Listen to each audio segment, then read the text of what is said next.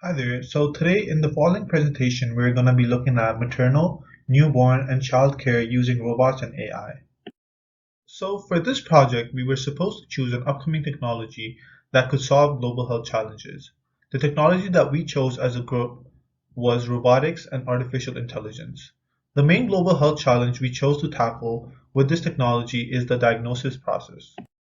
That being said, there are many global health challenges this technology has the potential of solving, some of them being vaccine hesitancy, which is responsible for 1.5 million deaths each year since people tend not to get vaccinated due to the inconvenience of finding a doctor.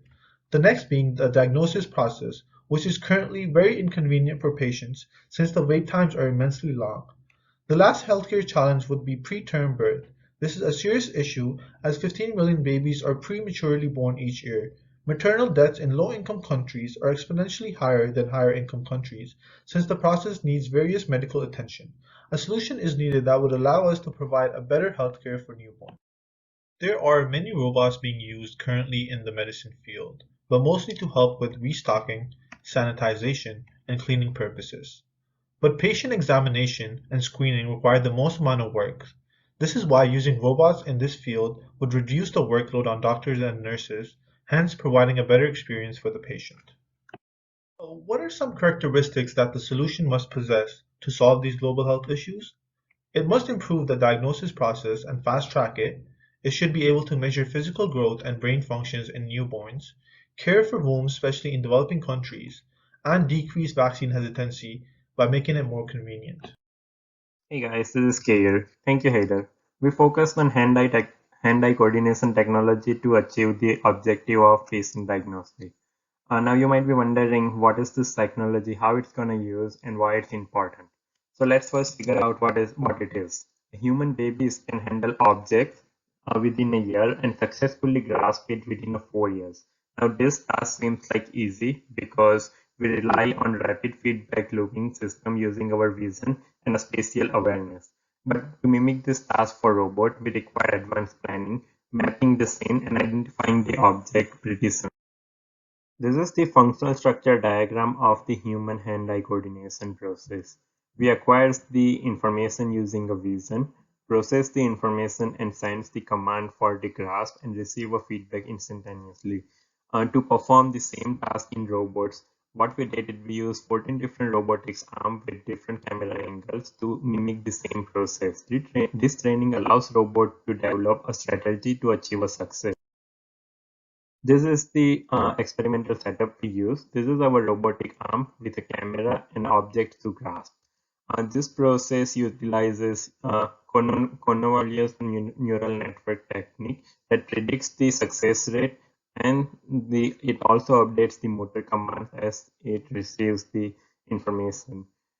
We also did additional 900,000 grasping attempts using a KUKA robots to improve our database for the CNN.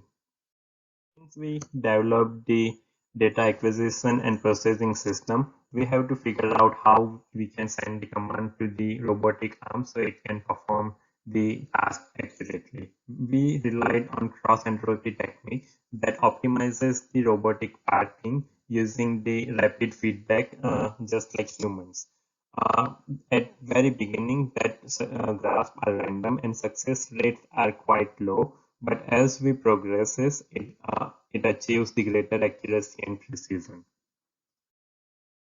Thank you so much, Keyur. Hello everyone, this is Aryan. Let's talk about some of the improvements the robotic arms have made. If you can see the graph on my right hand side in the slide, it shows that as more number of images are given to the robotic arms for training, their grasp failure rate decreases. And to be more specific, it decreased drastically from 34% to 18%, which shows that they're learning in a very fast-paced environment. And by using this learning-based approach, we can really utilize these robotic arms in a more better way in the future. Let's now look at how we can really utilize these advanced robotic arms. We can use them in the medical facilities, and this can be a huge advantage for the low-income countries where they do need a lot of advanced medical care. And also, not to mention that we know that these robotic arms are equipped with pressure sensors, force sensors, and also temperature sensors, and this makes them more advanced, and this makes them more smart and helps the doctor to communicate better with the patients. To talk more in context to our problem statement, we can use the robotic arms for better treatment of the newborn babies. As we know that they're very sensitive, there is a routine evaluation called the ACPAR test, which they need to go through, which includes taking their body measurement, their body temperature, and also they're taking their skin coloration into consideration and giving them necessary medical care. And these robots can really make that happen without the need for a doctor to be present there. The next thing is about the maternal health treatment. In the poor countries, in the low-income countries, the maternal death rate is 1 out of 45, whereas it is 1 out of 5,400 only in the high-income countries. And the only reason is advanced medical treatment. And we hope that these robots will be able to communicate with the doctors and give necessary feedbacks to the patients. As we now know the utilization of the robots, the question that arises right now is that how does the communication really work between the doctors and the robots? Now that takes us to the diagnosis process. In this process, the robotic arms take the information and data of the patients and store them in the cloud system, and the doctors from anywhere in the world can see those information from the cloud and analyze them and send the final feedbacks to the robotic arms, and the robots will then give the final instructions to the patients. And this is how our cycle works. Thank you. Thank you, Aryan. Hi, everyone. Since all the technical aspects are now discussed, the advantages and limitations must also be considered. As you can see here, the robots are not replacing doctors, they're just there to provide assistance. They are multifunctional, which means they can carry out a variety of tasks, ranging from surgical assistance to intensive care.